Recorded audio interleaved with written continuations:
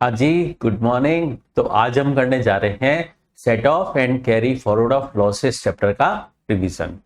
इस चैप्टर में 3 sequential step हैं जो हमें जीटीआई को निकालने के लिए अप्लाई करने होंगे। करेक्ट जीटीआई तभी आएगी जब हम इस चैप्टर का इफेक्ट दे देंगे। ठीक है, तो इस चैप्टर का इफेक्ट देने के बाद ही करेक्ट जीटीआई आती है। हमें पता है कि इनकम के 5 हेड हैं। अब उन 5 हेड में हमें लॉसेस भी हो सकते हैं, प्रॉफिट भी हो सकता है, तो वो आपस में सेट ऑफ होगा या नहीं, ये हम ये बात हम इस चैप्टर में डिस्कस करेंगे। तो इस चैप्टर का सबसे पहला पॉइंट हम इंटर सोर्स एडजस्टमेंट करेंगे। फर्स्ट स्टेप क्या है? Inter source adjustment. मतलब सेम हेड के अंदर एक इनकम नेगेटिव है, एक इनकम पॉजिटिव है। मतलब सेम हेड में नेगेटिव इनकम है, वो हम सेम हेड की पॉजिटिव इनकम से सेट ऑफ करा सकते हैं क्या? यस, इन जनरल करा सकते हैं, लेकिन गवर्नमेंट ने कुछ रेस्ट्रिक्शंस इंपोज किए हैं। हम स्पेकुलेशन लॉस हम स्पेकुलेशन प्रॉफिट से ही सेट ऑफ करा सकते हैं, और loss from the activity of owning and maintaining race sources, ये हम profit from the activity of owning and maintaining race sources से ही सेट ऑफ करा सकते हैं। इसको हम शॉर्ट में बोलेंगे OMRH।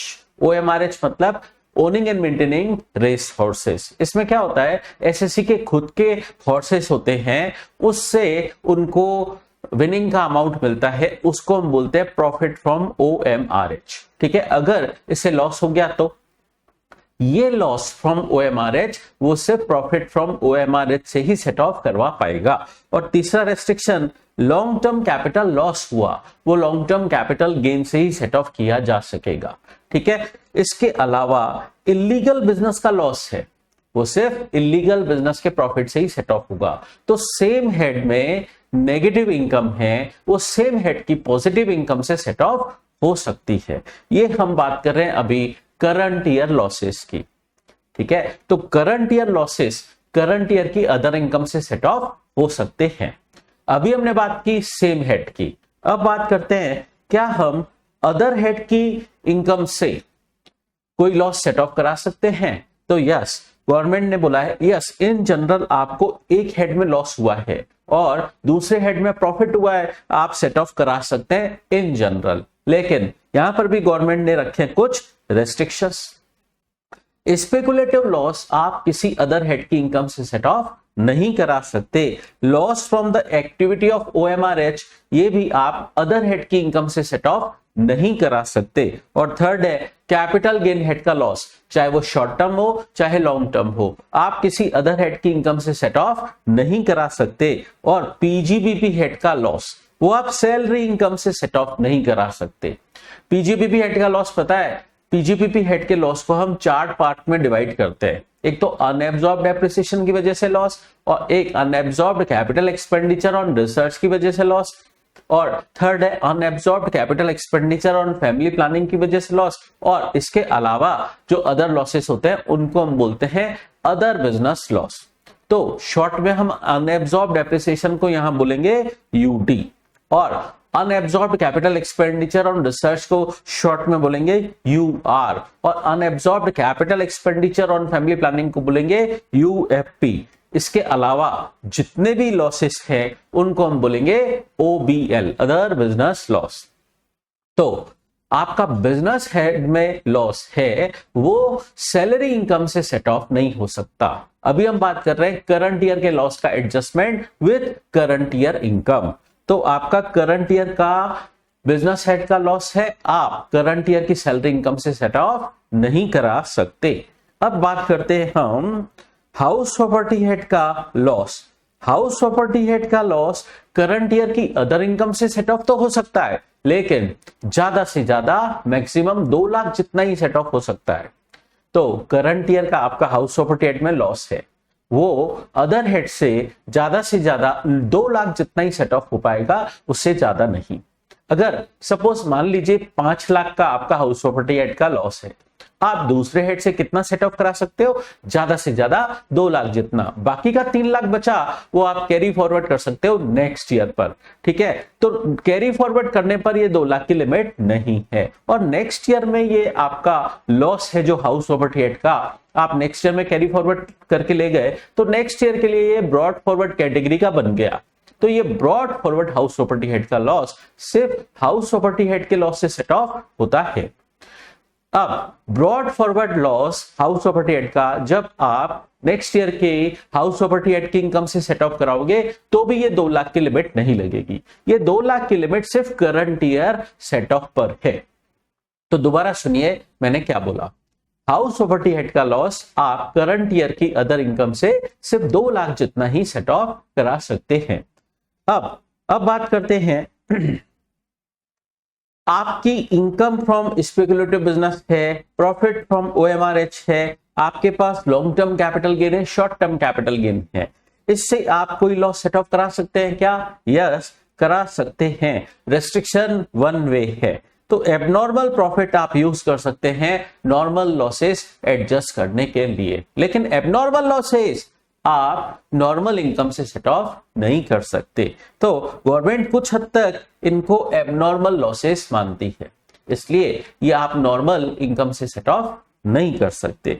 अब एक बात ध्यान रखिएगा, कैजुअल इनकम से आप कुछ भी सेट ऑफ नहीं करा सकते। इवन कैजुअल इनकम को अर्न करने के लिए किया गया कोई भी खर्चा अलाउ नहीं होता है। और हम income from other sources set में समझ चुके हैं कि वहां पर कैजुअल लॉस भी कैजुअल इनकम से सेट ऑफ नहीं होता है। इवन कैजुअल इनकम को अर्न करने के लिए किए गए कोई भी खर्चे कैजुअल इनकम में से लेस नहीं होते हैं। ठीक है, तो कैजुअल इनकम से आप कैजुअल लॉस तक सेट ऑफ नहीं कर सकते, तो नॉर्मल लॉस भी सेट ऑफ नहीं कर सकते।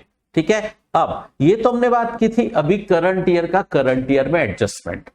हमने पहले बात की इंटर सोर्स एडजस्टमेंट की, मतलब सेम हेड के अंदर सेट ऑफ हो जाना, कुछ नेगेटिव कुछ पॉजिटिव आपस में सेट ऑफ हो गया सेम हेड में, वो कहलाता है इंटर सोर्स एडजस्टमेंट। और फिर हमने बात की इंटर हेड एडजस्टमेंट, मतलब एक हेड का लॉस है दूसरे हेड की इनकम से सेट ऑफ हो पाएगा, हमने इसके बारे में डिस्कस किया। लेकिन ये जो दोनों सेक्शन थे, सेक्शन 70 और सेक्शन 71, ये बात करते हैं सिर्फ करंट ईयर का loss adjustment with current year income.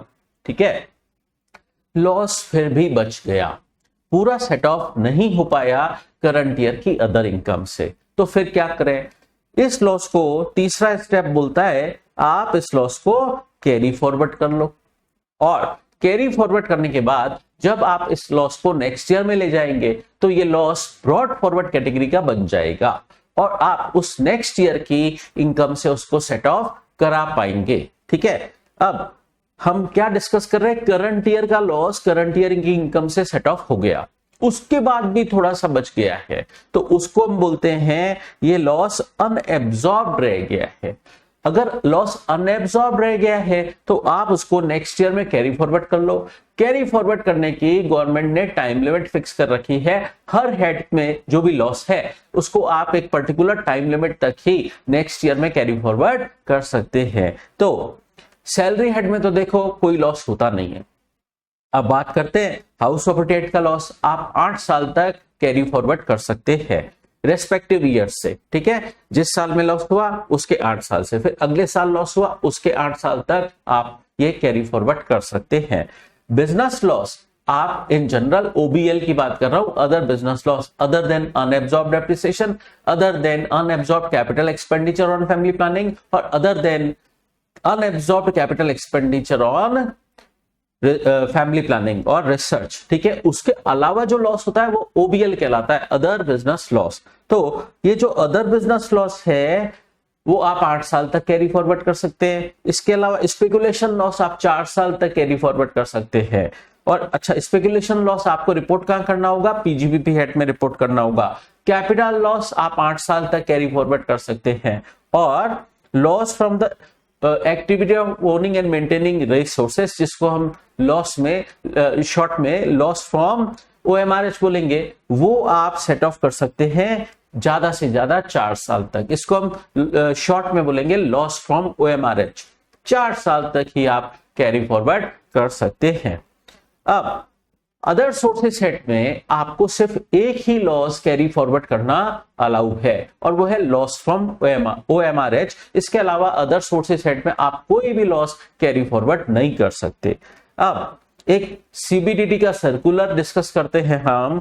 CBDT ने अपने सर्कुलर में क्या लिखा कि करंट ईयर लॉसेस की प्रायोरिटी पहले है। आप पहले वो सेट ऑफ करिए अपने करंट ईयर की इनकम से, उसके बाद करंट ईयर की अगर इनकम अभी भी बची हुई है तो आप उससे ब्रॉड फॉरवर्ड लॉसेस भी सेट ऑफ करा सकते हो। तो करंट ईयर की इनकम से पहले आप करंट ईयर के लॉसेस सेट ऑफ कराइए, उसके बाद brought forward losses set of कराइए। अब अभी तक तो हम बात कर रहे थे करंट ईयर के लॉसेस का एडजस्टमेंट करंट ईयर की इनकम के साथ कैसे होगा। अब हम बात करते हैं, जब हम इन लॉसेस को नेक्स्ट ईयर में कैरी फॉरवर्ड कर लेंगे तो नेक्स्ट ईयर की इनकम से हम इन लॉसेस को कैसे सेट ऑफ करेंगे। ठीक है, हम पिछले साल से इन लॉसेस को कैरी फॉरवर्ड करके लाए, अब ये लॉसेस बन गए ब्रॉड फॉरवर्ड कैटेगरी के। तो इन ब्रॉड फॉरवर्ड लॉसेस को हम करंट ईयर की इनकम से सेट ऑफ कैसे कराएं, इसके बारे में हम डिस्कस करेंगे। तो section 71B house property head का लॉस, हम बात कर चुके कि हाउस प्रॉपर्टी हेड का लॉस करंट ईयर का अदर इनकम से सेट ऑफ हो सकता है, बट ज्यादा से ज्यादा 2 लाख जितना ही सेट ऑफ हो सकता है। फिर भी बच गया ये लॉस और करंट ईयर की इनकम से पूरा सेट ऑफ नहीं हो पाया, तो हम इसको कैरी फॉरवर्ड कर सकते हैं और कैरी फॉरवर्ड हमने बात की 8 साल तक कर सकते हैं। ठीक है, अब जब इसको कैरी फॉरवर्ड हम करके आए नेक्स्ट ईयर में, तो ये नेक्स्ट ईयर के लिए ब्रॉड फॉरवर्ड कैटेगरी का हो गया। अब ये ब्रॉड फॉरवर्ड कैटेगरी का हाउस प्रॉपर्टी हेड का लॉस सिर्फ हाउस प्रॉपर्टी हेड की इनकम से ही सेट ऑफ होगा। ठीक है, अब बात करते हैं बिजनेस लॉस की। बिजनेस लॉस के लिए मैंने बोला आप बिजनेस लॉस को 4 टुकड़ों में डिवाइड कर दीजिए। पहला टुकड़ा आपका कहलाता है अनएब्सॉर्ब डेप्रिसिएशन, मतलब डेप्रिसिएशन की वजह से आपको कितना लॉस हुआ। दूसरा unabsorbed capital expenditure on research और तीसरा unabsorbed capital expenditure on family planning. इनको रखिए एक साइड में और दूसरे साइड में रखिए OBL अदर बिजनेस लॉस। तो जब भी किसी बिजनेसमैन को लॉस हो वो लॉस के 4 टुकड़े कर दे, UD, UR, UFP और दूसरी तरफ OBL। ठीक है, अब एक बात समझना, हमने PGBP हेड में एक बात की थी कि ये जो UD, UR, UFP है आप इसको करंट ईयर की अदर इनकम से सेट ऑफ कर सकते हो सिवाय सैलरी इनकम और कैजुअल इनकम से।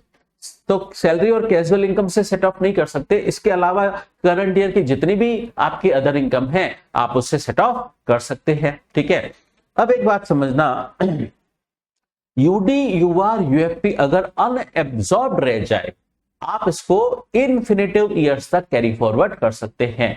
8 साल की time limit UD, UR, UFP पर नहीं लगती है, वो सिर्फ OBL के लिए है। ठीक है, तो आप UD, UR, UFP को इन्फिनिटिव टाइम तक कैरी फॉरवर्ड कर सकते हैं। अब OBL की बात करते हैं। OBL आप करंट ईयर में किसी अदर इनकम से सेट ऑफ कर सकते हैं सिवाय सैलरी और कैजुअल इनकम के। ठीक है, अब अगर फिर भी अनएब्सॉर्ब्ड रह जाए तो आप उसको कैरी फॉरवर्ड कर सकते हो और OBL का कैरी फॉरवर्ड आपको 8 साल तक ही अलाउ होगा। ठीक है, अब एक बात समझना, UD, UR, UFP का लॉस है उसको कैरी फॉरवर्ड करने के लिए आपको इनकम टैक्स का रिटर्न ड्यू डेट तक फाइल करने की जरूरत नहीं है। आप लेट भी फाइल करो तो भी आपको UD, UR, UFP का कैरी फॉरवर्ड मिल जाएगा। लेकिन OBL आपको अगर नेक्स्ट ईयर में कैरी फॉरवर्ड करके ले जाना है तो आपको इस साल का इनकम टैक्स का रिटर्न, जिस साल से ये OBL बिलोंग करता है उस साल का रिटर्न इनकम टैक्स का ड्यू डेट तक फाइल करना पड़ेगा, तभी आप OBL को नेक्स्ट ईयर में कैरी फॉरवर्ड करके ले जा सकते हैं। अब OBL करंट ईयर का है, आप किसी भी इनकम से सेट ऑफ कर सकते हैं सिवाय सैलरी और कैजुअल इनकम के। लेकिन अगर OBL ब्रॉड फॉरवर्ड कैटेगरी का है तो सिर्फ PGBP इनकम से ही सेट ऑफ होगा। दोबारा सुनो मैंने क्या बोला, UD, UR, UFP चाहे करंट ईयर के चाहे ब्रॉड फॉरवर्ड कैटेगरी के हैं किसी भी इनकम से सेट ऑफ हो जाएंगे सैलरी और कैजुअल इनकम के अलावा। लेकिन OBL अगर करंट ईयर का है तो किसी भी इनकम से सेट ऑफ हो जाएगा एक्सेप्ट सैलरी और कैजुअल इनकम से नहीं होगा। इसके अलावा OBL अगर ब्रॉड फॉरवर्ड कैटेगरी का है तो फिर वो सिर्फ पीजीबीपी इनकम से ही सेट ऑफ होगा। और यहाँ पर पीजीबीपी इनकम का क्या मतलब है, ब्रॉड फॉरवर्ड ओबीएल सिर्फ पीजीबीपी इनकम से ही सेट ऑफ होगा। तो पीजीबीपी इनकम का मतलब क्या, जो इनकम पीजीबीपी हेड में फॉल कर रही है, पीजीबीपी हेड में टैक्सेबल है। अब पीजीबीपी हेड में क्या क्या टैक्सेबल होता है समझना, नॉर्मल बिजनेस की इनकम आती है और स्पेकुलेटिव बिजनेस की इनकम आती है और स्पेसिफाइड बिजनेस की इनकम पीजीबीपी हेड में आती है। तो ये पीजीबीपी इनकम है, तो आप ब्रॉड फॉरवर्ड ओबीएल इन इनकम से सेट ऑफ कर सकते हैं। इसके अलावा अब एक खास बात समझना, यहां पर मैंने एक और इनकम ऐड कर रखी है जिसको हम सेट ऑफ के लिए काम में ले सकते हैं। ध्यान से समझना, ऐसी इनकम जो किसी दूसरे हेड में टैक्सेबल है लेकिन उसका करेक्टर बिजनेस है, दूसरे हेड में टैक्सेबल है लेकिन वो बिजनेस करेक्टर की इनकम है। ठीक है, ऐसी कौन सी इनकम है, देखिए डिविडेंड, अगर आप shares held as stock in trade है आपका, ठीक है, तो डिविडेंड तो हमेशा income from other sources head में टैक्सेबल होता है, लेकिन अगर आपके ये shares held as stock in trade है तो ये डिविडेंड आपका बिजनेस कैरेक्टर की इनकम हुआ। ठीक है, तो ये सेट ऑफ के लिए पीजीबीपी इनकम माना जाएगा डिविडेंड। दूसरा, प्रॉफिट फ्रॉम ओएमआरएच भले ही टैक्सेबल अदर सोर्सेस हेड में होता है लेकिन ये बिजनेस कैरेक्टर की इनकम है। तो बिजनेस कैरेक्टर की ऐसी इनकम जो किसी दूसरे हेड में टैक्सेबल हो रही है लेकिन सिर्फ only for the purpose of set of, आप इसको पीजीबीपी इनकम मान सकते हैं। अब इसको पीजीबीपी इनकम मानेंगे तो क्या हम इससे ब्रॉड फॉरवर्ड ओबीएल भी सेट ऑफ करा पाएंगे? यस, ब्रॉड फॉरवर्ड ओबीएल सिर्फ पीजीबीपी इनकम से सेट ऑफ होता है। अब पीजीबीपी हेड में चाहे कोई भी इनकम फॉल करे, नॉर्मल बिजनेस की इनकम, चाहे स्पेकुलेटिव बिजनेस की इनकम, चाहे स्पेसिफाइड बिजनेस की इनकम, इसमें और भी इनकम हम जोड़ देंगे जैसे dividend on shares held as stock in trade और प्रॉफिट फ्रॉम ओएमआरएच। क्यों? ये बिजनेस कैरेक्टर की इनकम है टैक्सेबल भले ही किसी दूसरे हेड में, लेकिन हम इनको सेट ऑफ के लिए यूज कर लेंगे। ठीक है, तो ब्रॉड फॉरवर्ड ओबीएल सिर्फ पीजीबीपी इनकम से ही सेट ऑफ हो पाएगा। अब मैंने बोला आपके पास बिजनेस लॉस 4 कैटेगरी का है, यूडी, यूआर, यूएफपी और ओबीएल। ठीक है, तो इसमें पहले क्या सेट ऑफ करें, तो गवर्नमेंट ने priority order for set of fix कर रखा है। तो प्रायोरिटी ऑर्डर इसमें स्टेप 1, पहले आप करंट ईयर की पीजीबीपी इनकम में से करंट ईयर के एक्सपेंसेस लेस करें। उसमें आप करंट ईयर का रिसर्च एक्सपेंडिचर, करंट ईयर का डेप्रिसिएशन और करंट ईयर के फैमिली प्लानिंग एक्सपेंसेस लेस करेंगे। ठीक है, तो पहले करंट ईयर की पीजीबीपी इनकम से आप करंट ईयर के एक्सपेंसेस लेस कर दीजिए। ये था आपका स्टेप 1। अब बात करते हैं स्टेप 2 की। स्टेप 2 क्या बोलता है, आप जो पिछले साल से ब्रॉड फॉरवर्ड लॉसेस लेकर आए हो वो भी इससे इस इनकम से सेट ऑफ कर सकते हो।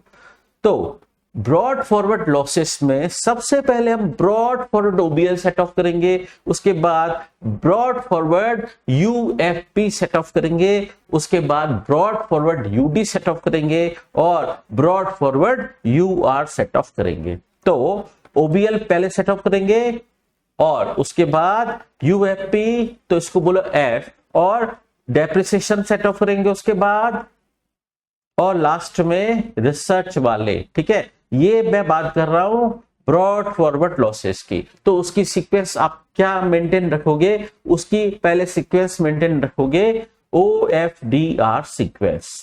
OFDR सीक्वेंस, O मतलब ओबीएल, F मतलब फैमिली प्लानिंग, D मतलब डेप्रिसिएशन और R मतलब रिसर्च। तो आपको सेकंड स्टेप में ये सीक्वेंस मेंटेन रखनी है, OFDR सीक्वेंस, और करंट ईयर के लिए यही सीक्वेंस रिवर्स हो जाएगी। ठीक है, तो करंट ईयर में पहले आप रिसर्च लेस करेंगे, उसके बाद डेप्रिसिएशन लेस करेंगे, उसके बाद फैमिली प्लानिंग लेस करेंगे। ठीक है, तो इस तरीके से सिस्टम है। करंट ईयर की पीजीबीपी इनकम से सेट ऑफ करते वक्त आपको प्रायोरिटी ऑर्डर ध्यान रखना होगा। ठीक है, तो करंट ईयर की पीजीबीपी इनकम से पहले आप करंट ईयर के एक्सपेंसेस लेस कर दीजिए, उसके बाद करंट ईयर का रिसर्च एक्सपेंस लेस करिए, उसके बाद करंट ईयर का डेप्रिसिएशन लेस करिए, उसके बाद करंट ईयर का फैमिली प्लानिंग लेस करिए।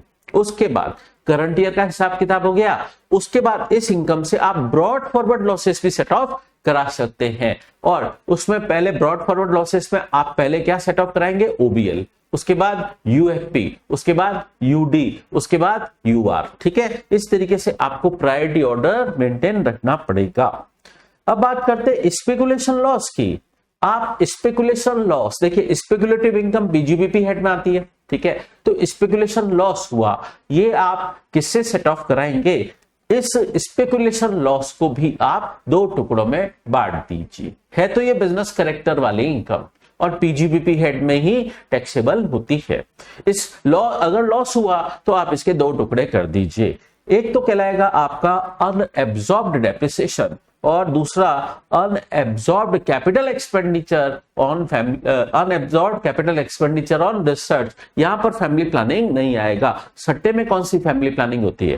ठीक है, फिर दूसरी तरफ ओएसएल यानी अदर स्पेकुलेटिव लॉस। तो एक तरफ यूडी और यूआर और दूसरी तरफ ओएसएल अदर स्पेकुलेटिव लॉस। तो यूडी और यूआर तो आप without any time limit infinitive time तक कैरी फॉरवर्ड कर सकते हैं, और इसको किससे सेट ऑफ करा सकते हैं, सैलरी और कैजुअल इनकम के अलावा किसी भी इनकम से सेट ऑफ करा सकते हैं। ओएसएल को आप कैरी फॉरवर्ड 4 साल तक कर सकते हैं, और ओएसएल किससे सेट ऑफ कराएंगे, आप सिर्फ स्पेकुलेटिव इनकम से ही सेट ऑफ कराएंगे। स्पेकुलेशन लॉस सिर्फ स्पेकुलेटिव इनकम से ही सेट ऑफ होता है।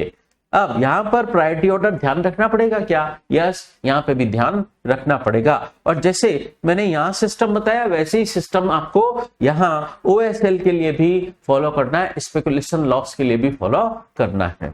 कैसे, पहले आप इस करंट ईयर की इनकम में से, करंट ईयर के स्पेकुलेटिव इनकम में से करंट ईयर के एक्सपेंसेस लेस करेंगे, उसमें रिसर्च का एक्सपेंडिचर भी लेस करेंगे और डेप्रिसिएशन का एक्सपेंडिचर भी लेस करेंगे।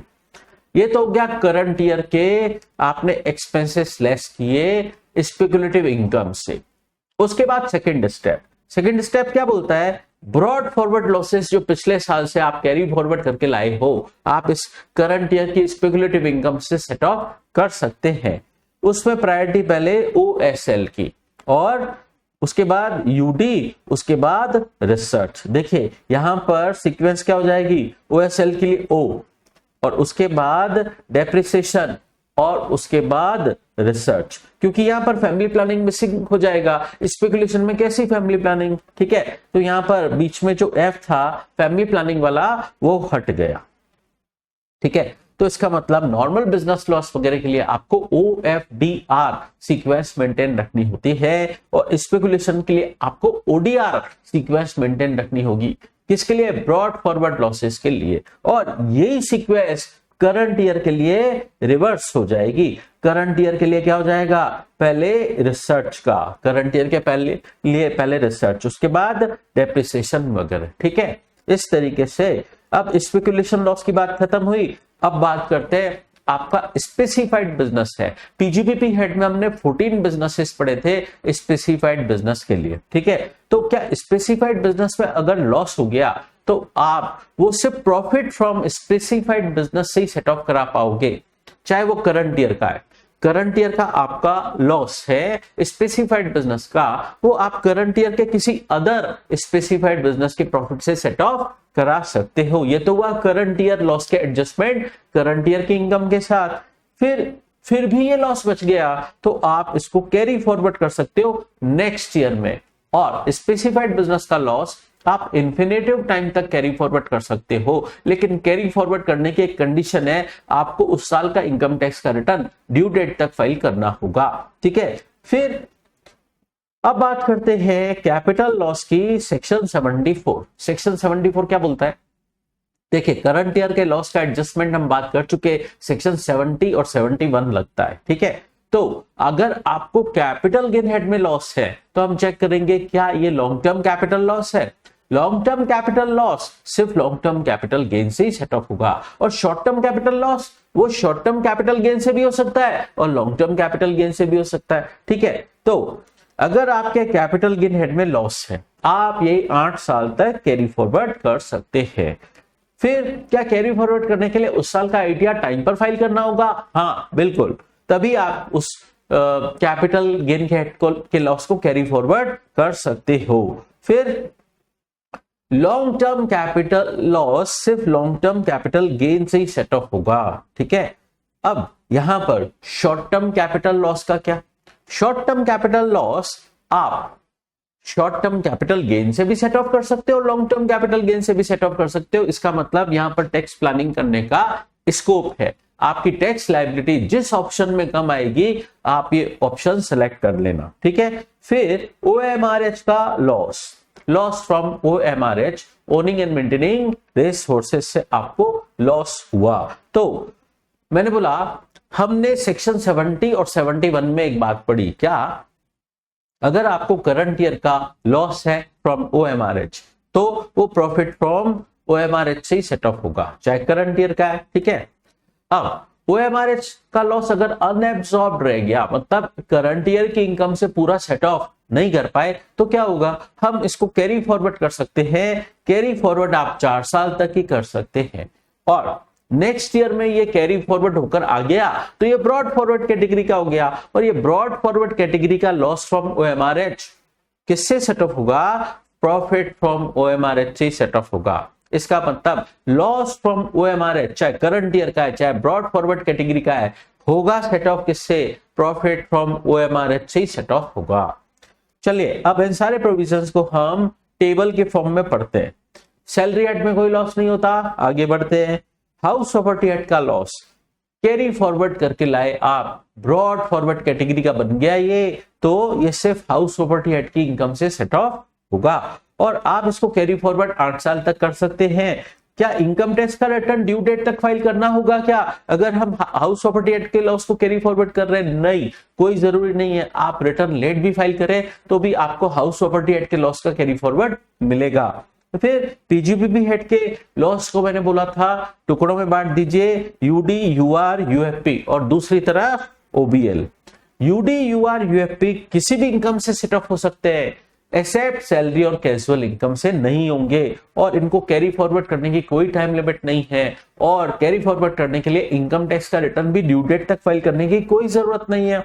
अब OSL पर क्या प्रोविजन लगेंगे? OBL पर क्या प्रोविजन लगेंगे? OBL भी करंट ईयर का है, आप किसी भी इनकम से सेट ऑफ कर सकते हो एक्सेप्ट सैलरी और कैजुअल इनकम। लेकिन अगर ब्रॉड फॉरवर्ड कैटेगरी का हो चुका है तो इसको सेट ऑफ कराया जाएगा सेक्शन 72 में। अगर ब्रॉड फॉरवर्ड कैटेगरी का है तो फिर ये सिर्फ PGBP इनकम से ही सेट ऑफ होगा, और OBL को कैरी फॉरवर्ड कराने के लिए उस साल का इनकम टैक्स का रिटर्न ड्यू डेट तक फाइल होना जरूरी है।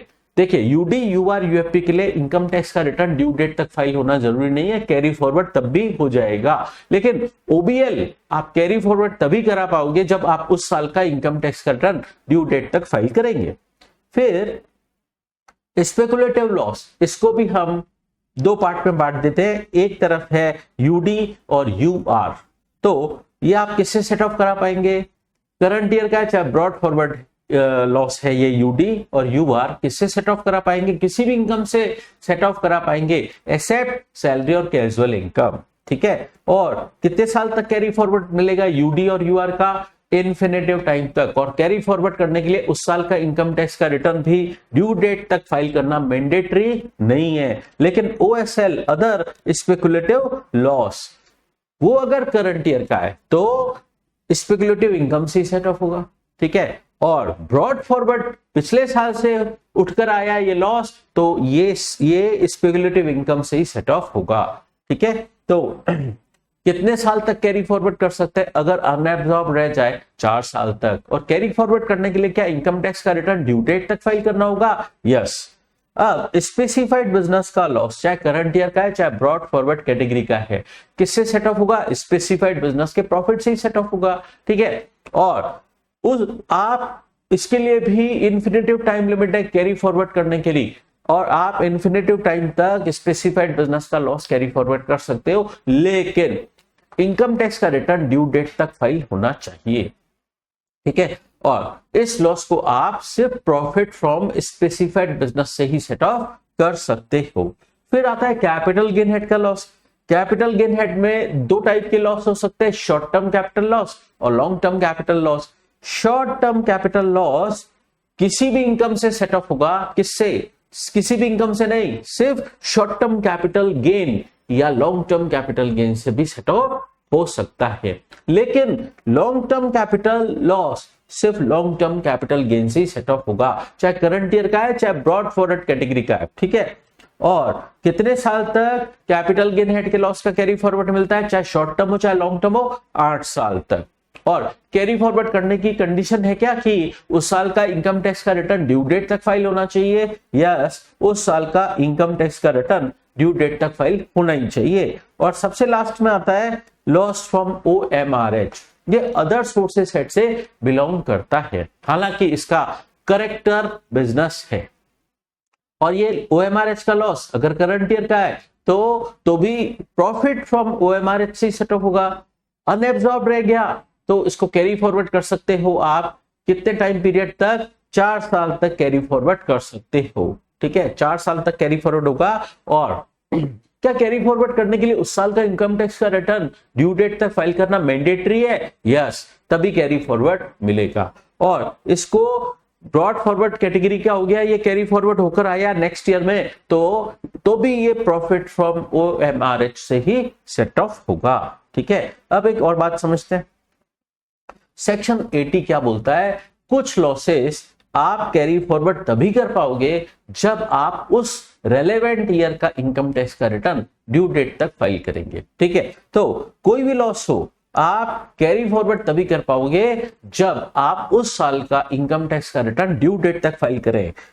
तो क्या रिटर्न फाइलिंग ड्यू डेट तक मैंडेटरी है अगर आपको लॉसेस कैरी फॉरवर्ड करने हैं? यस, इन जनरल तो मैंडेटरी है, लेकिन ये सेक्शन 80 किस पे नहीं लगता, कौन से लॉसेस पर नहीं लगता? UD, UR, UFP पे नहीं लगता, और हाउस प्रॉपर्टी एक्ट के लॉस पे भी नहीं लगता। हाउस प्रॉपर्टी एक्ट का लॉस आप स्टिल कैरी फॉरवर्ड कर सकते हैं भले ही आप उस साल का इनकम टैक्स का रिटर्न ड्यू डेट तक फाइल ना करें। इसके अलावा इंटर सोर्स एडजस्टमेंट और इंटर हेड एडजस्टमेंट, ये मतलब ये दो सेक्शन किसको रिप्रेजेंट करते हैं? करंट ईयर का लॉस आप करंट ईयर की इनकम से सेट ऑफ कर रहे हैं तो कर सकते हैं, ठीक है। ये जो कैरी फॉरवर्ड करने वाली बात है कि कैरी फॉरवर्ड करके नेक्स्ट ईयर में ले जाएंगे, फिर ये नेक्स्ट ईयर के लिए ब्रॉड फॉरवर्ड कैटेगरी का लॉस बन जाएगा, तो उसके लिए ही है इनकम टैक्स का रिटर्न ड्यू डेट तक फाइल होना। करंट ईयर के लॉस का एडजस्टमेंट करंट ईयर की इनकम के साथ कर रहे हो, इसका मतलब आप इंटर सोर्स एडजस्टमेंट कर रहे हो या इंटर हेड एडजस्टमेंट कर रहे हो, आप कर सकते हैं। भले ही इनकम टैक्स का रिटर्न लेट फाइल कर रहे हैं तो भी कर सकते हैं।